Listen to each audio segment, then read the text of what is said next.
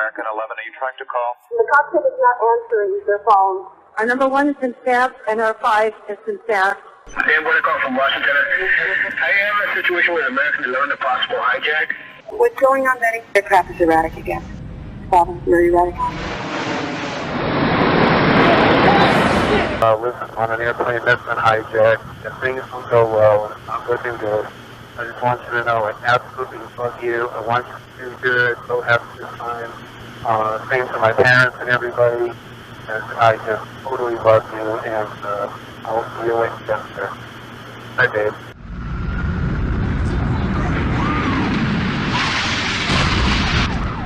What are people gonna do? All the elevators are blocked out. I got an aircraft 6 miles east of the White House. Pentagon just got hit. No further than that. United 93, that traffic for you is 1 o'clock, 12 miles eastbound 370. Negative contact, we're looking, United 93. United 93, Cleveland, if you hear the center ident. I got that piece of down. Keep remaining sitting. You have the ball board. Hi, baby. Baby, you have to listen to me carefully. I'm on a plane that's been hijacked. I'm on the plane. I'm calling from the plane. I want to tell you I love you. Please tell my children that I love them very much. And I'm so sorry, babe. I hope to be able to see your face again, baby. I love you. We have, I believe it is a Boeing 757. Can you see him up there, sir? That's confirmed. It looks like he's rocking his wings. Roger. He's rocking back and forth. Number 56865, I advise you stay away from that aircraft. Go north as fast as you can. United 93, have you got information on that yet? Yeah, he's down. He's down? Yes. When did he land? He did not land.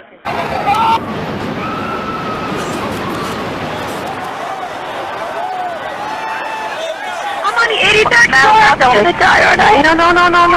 I'm gonna die. Ma'am, say your prayers. God. We're going to think positive because you got to help each other get off the floor. I'm Now, gonna die.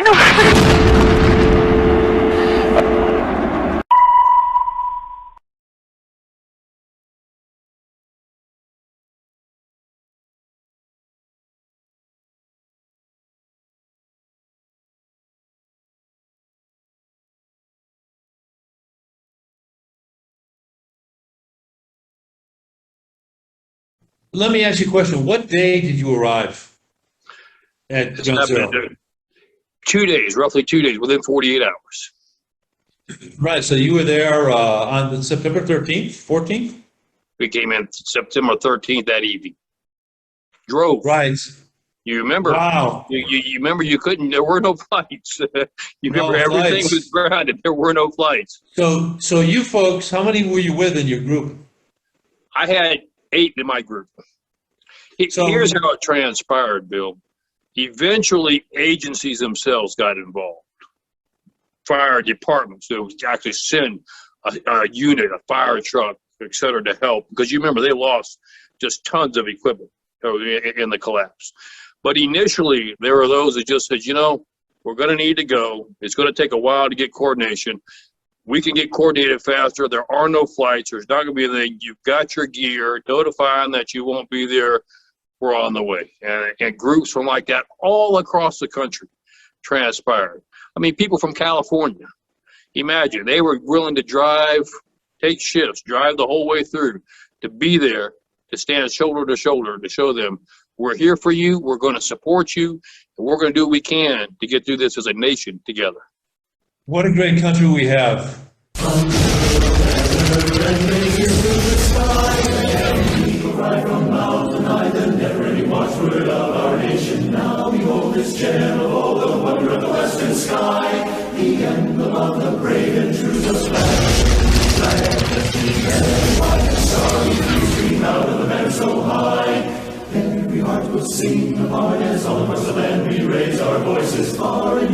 Hey, Bill McIntosh Show now on with Michael Letts. He's the CEO and founder of Invest USA. He's in South Carolina law enforcement. And Invest USA does something very special. It helps obtain bulletproof vests, protective vests for people who are first responders who work in law enforcement. It's a very important mission because I would say probably over 80% of people working in law enforcement do not have adequate body protection from attacks, bullets, knives, etc. Is that right, Michael? Am I on the money? That's correct. To give you the exact statistics, is we have roughly 28% who don't have any protection at all, and 92% that don't have the active shooter vest, which is what will stop a rifle with. Wow, okay, good. That's important to know. His website, folks, by the way, is www.investusa.org, as you can see behind me. The topic we want to talk about today is 9/11 and first responders, their role that they played during and in the immediate aftermath of that tremendous mass murder event, and also to talk about some other, interesting but concerning facts that there's still difficulties regarding an interoperable radio communication system that helps bring all first responders together, I guess in big cities and particularly in Manhattan. And that was a significant problem when the September 11th attacks happened in 2001. It's also interesting because Michael Letts was one of the first responders that went representing the Palmetto State. Him and about 150 others went to Ground Zero. There's a tremendous amount of work to be done at that. Tell us about that incredible labor that you and other South Carolinians and other law enforcement from across America engaged in. Tell us, what do you remember? Must be overpowering. Well, I'm indeed honored to be on your show, Bill, and I'm honored to be able to share the experience. But, part of sharing the experience is connecting with all of your listeners. And what I want to connect with is the spirit of America. What happened on that day, that tragedy where so many lives were killed, evoked the same spirit in America has been prevailing throughout our entire history. The same spirit happened on December the 7th, 1941, when we were bombed and attacked at Pearl Harbor. Yet the next day, people across the country were up in arms. What can we do to help? The same situation happened here. The attacks occurred on 9/11. We were vividly able to see them unfolding before our very eyes. You saw the spirit of the American people when our first responders, knowing that the call had been given, evacuate the building, which is giving you a warning it's fixing to collapse. And rather than choose to save themselves, they disregarded that call. They immediately turned, ran back in to see how many more they could get out against all odds. Some of them managed to do that. Most did not and gave their lives in doing that. But what I want to let your viewers know, your listeners know, is that spirit has been prevailing in this country for all along. And we're calling on that spirit once again to make sure that we defend freedom in these last days. And it was interesting watching that spirit as you go up there we put together the team. We went up together to assist. Everything from my chaplaincy experience to being able to provide hope, comfort, encouragement, sharing grief for those who did not make it and their families, to be able to work around the clock and search and rescue to see who we could still save. There were some that were still saved during those early days. And then at the same time, providing the moral support and the morale. We're in it together. And that's the spirit of America. And that's what prevails during times of crisis this country is known for. And that's why we're so upset with when we're seeing our spirit being trampled and crushed in the debacle in Afghanistan. We shed precious blood, sweat, and tears to liberate and to provide freedom for others. And then we have a president that can't even return the same favor to his own American people, that leaves Americans behind. It desecrates the very day that we're trying to celebrate 9/11, and it desecrates the memory of all those first responders who gave their lives so that others might live. Washington University is responding to an incident involving a 9/11 display on campus. A student was captured on video removing thousands of American flags that had been placed to honor the victims of September 11th. In a post on social media, the student says he wanted to protest the civilian lives lost in America's war since 9/11. The university says it condemns his actions and says students need to express their views without disrupting the rights of others. The university is still deciding on any disciplinary action. Yeah, it's a terrible thing. It's just a terrible, painful contrast when we see what's happened with Joe Biden, who didn't take a call from his ally in 10 Downing Street in the United Kingdom, Boris Johnson, who was trying to reach him a couple of days unsuccessfully. It's unbelievable. I never thought we'd see the day. And to think that an American president would be censored by the House of Parliament. I mean, this is a mark of shame on our country, and that's terrible. I can never forget a few days after being there, when we were going through the rubble and the flagpole was discovered to still be intact, bent, but still intact on one of the structures that had fallen. The first initial response was to grab an American flag and raise it to the top. And you recall that was the backdrop that President Bush used in his address. And that is the pride and value and symbols of this great country. And yet to see so many people who have been misled into disrespecting that, taking a knee before a country, before the flag that represents the blood of those who have died to give them that freedom, or refusing to stand for the national anthem. It just is mind-boggling, Bill. It's sad. It's grievous. Almost the same grief I experienced when I was up there trying to console families of officers who would never come home. I can't think of any, and I've lived and visited countries all across the world.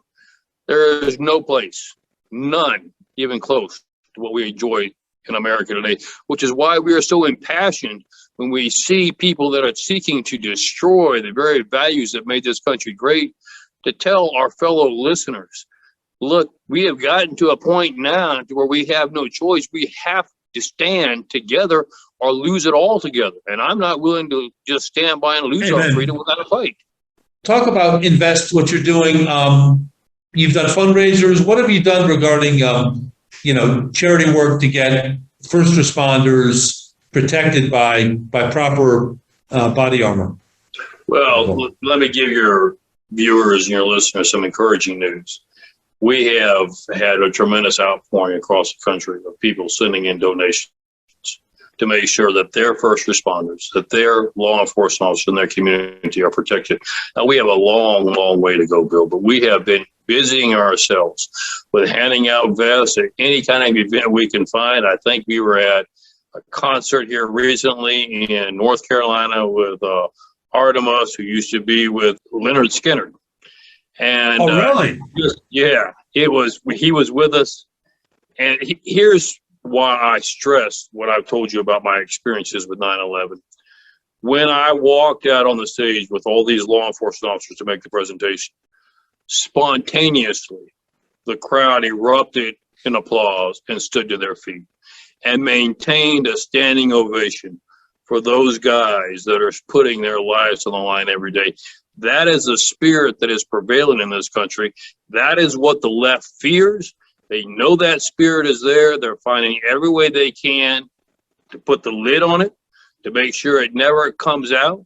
And I believe we have the greatest ability to rally people by saying, if you're scared to show your spirit yourself, show it for the first responder who's putting his life on the line for you every day. Show it for the guys and gals who ran into those towers knowing they weren't coming out. And we're willing to do that to save you. What is it, Michael, what does it cost to get adequate body armor for one law enforcement professional? Approximately? Approximately $750. So people can do fundraisers. They can do a car wash. They can do a bake sale. They can do something whereby, I don't know, a couple of guys who know how to cut hair or women who know how to cut hair can do at a church, they can do a hair cutting and, voluntarily, and everybody pays $10 for a haircut, right? No question. They could go to our website, and let me just give you, following up with what you're saying, Bill. We have a Bless the Vest program. We ask every house of worship to adopt a first responder and to provide their needs. Now, you can do that over a year period of time, a month period. You decide how long, but imagine the impact on the morale, because this is the lowest morale we've ever had for our first responders in this country. To know that that church, that synagogue, that house of worship is going to stand behind you, help you be equipped, and pray for you. You know, I tell people, just because you wear a badge doesn't mean you leave your faith in the back seat. Our first responders are people of great faith, and they would deeply appreciate that. We have a Pennies for Police program where we go into schools and ask the kids, bring your pennies, bring your nickels, bring your dimes, put them all together. Great. And you'll probably raise more than enough to put the best on the officer, because, you know, we have school resource officers now in every school, tragically, but we do. Yeah. And so make that officer part of the school. Let them be invested in that officer and provide the equipment that they need. It'll change the kids' perspective on who American heroes truly are. We have so many programs that any businesses can get involved and create their own program, as you were suggesting, and adopt an officer. We can change the course of America through this one program alone. Amen. This is a great initiative, and I'm telling you, you know, we can reach a lot of people on Freedom First Network. Look, it's a question of people just talking to their local minister, parish priest, rabbi, saying, hey, look, you know, we want to do something. Principal at a school, we want to do something. We want to have a fundraiser. And the ideas I mentioned, it could be a car wash, it could be a bake sale, it can be kids selling lemonade, selling cookies, it can be collect pennies for police, you know, whatever that might be. It's something that the time to act is now, and it's a great way for us to be able to show that we back the police. It's a great morale booster. So, and I applaud this idea, Michael. So folks, go to investusa.org. That's Michael Lett's website to find out more information, and let's make it happen. This is a time where we all remember 20 years ago the words of Todd Beamer, who was overheard to say, let's roll. Let's roll. And at Flight 93, when they took down a plane, unlike the others, one of which hit the Pentagon, the other two hit the World Trade Centers, this one ended up in the middle of a field nowhere. This was a frustrated terror attack. They frustrated it because of their courage. And that's what we have to do.